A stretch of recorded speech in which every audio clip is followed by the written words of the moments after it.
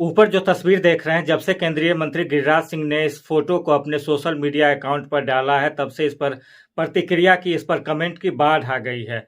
आइए समझते हैं कि ऐसा क्यों हो रहा है। जैसा कि इसमें बताया जा रहा है कि हल्दिया रक्सौल प्रोजेक्ट पर एक मीटिंग रखी गई थी केंद्रीय मंत्री नितिन गडकरी के द्वारा, जिसमें कि मटिहानी के वर्तमान विधायक राजकुमार सिंह को भी बुलाया गया।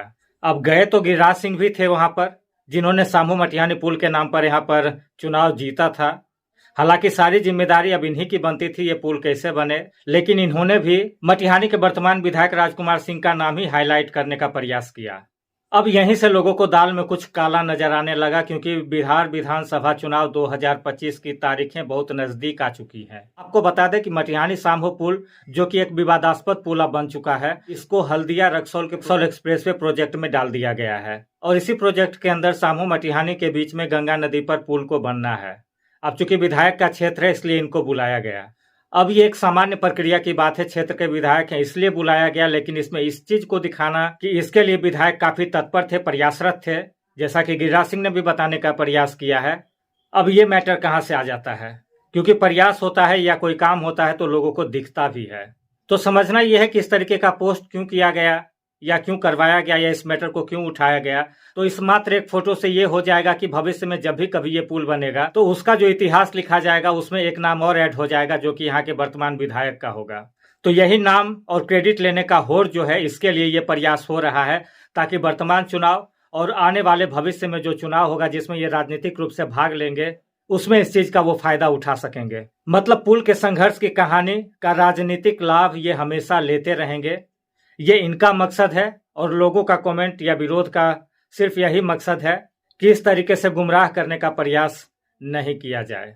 और ये कोई पहली घटना नहीं है, ऐसा पूर्व में भी होता आया है कि एक प्रोजेक्ट हुआ और चुनाव के हिसाब से उसका क्रेडिट वर्तमान समय में खड़े उम्मीदवार को दिया गया है, और धीरे धीरे ये हिसाब किताब लोगों को समझ में आने भी लगा है, और उसी का नतीजा है कि ये प्रतिक्रियाएं हो रही है। रही क्षमता की बात, तो स्टीमर की मांग भी इन्होंने की थी, जो कि अभी तक नहीं चला। किसानों की बात करें तो बाढ़ के समय में जो आपदा हुई, उस समय की विधि व्यवस्था, किसानों को मिलने वाला लाभ जैसे बीमा, फसल क्षति, इसका लाभ सही तरीके से किसान और ग्रामीणों को ये नहीं दिलवा पाए। क्षेत्र में 3rd ग्रेड का जो निर्माण हो रहा है उस पर कोई काम नहीं हो पा रहा है। ब्लॉक और थाने में भ्रष्टाचार चरम पर पहुंच गया इनके कार्यकाल में, लेकिन उस पर भी कहीं से ये अंकुश लगाने में सफल नहीं हो पा रहे हैं। ये छोटा छोटा काम नहीं हो पा रहा, लेकिन एक बड़े प्रोजेक्ट में ये अपना नाम चमकाकर जो है राजनीतिक लाभ लेना चाहते हैं। अब इनकी इसी क्षमता के अनुसार जो है ये प्रोजेक्ट में जो ये नाम जोड़ना चाहते हैं, तो लोगों को विश्वास नहीं हो पा रहा कि छोटा प्रोजेक्ट नहीं हो पा रहा तो इतने बड़े प्रोजेक्ट में इनका प्रयास कैसे सफल हो गया है। लोग को ये चीज हजम नहीं हो पा रहा है। बाकी सामू मटिहानी पुल के बारे में हम ये नहीं कहेंगे कि ये बनेगा नहीं बनेगा। जिस दिन इसका मटेरियल आपके क्षेत्र में गिर जाता है, काम शुरू हो जाता है, आप उसी दिन मानिए कि पुल का निर्माण होगा। जब तक मटेरियल नहीं गिरता है तब तक आप कदापि नहीं माने कि पुल का निर्माण होगा। आप इसके लिए आवाज उठाते रहें, इसके लिए संघर्ष तब तक करते रहें जब तक यहाँ मटेरियल नहीं गिर जाता है। बाकी किसी की बात पर विश्वास नहीं करें, चाहे वो सांसद हो, विधायक हो, या चाहे मैं खुद क्यों ना हूँ। अगर आप चाहते हैं कि पुल का निर्माण हो तो इसके लिए संघर्ष लगातार आप लोग जारी रखें, तभी इसमें सफलता मिलेगी और तभी पुल का निर्माण हो पाएगा। बाकी आप क्या सोचते हैं कमेंट में आप जरूर लिखें, और इस वीडियो को ज़्यादा से ज़्यादा आप शेयर भी करें।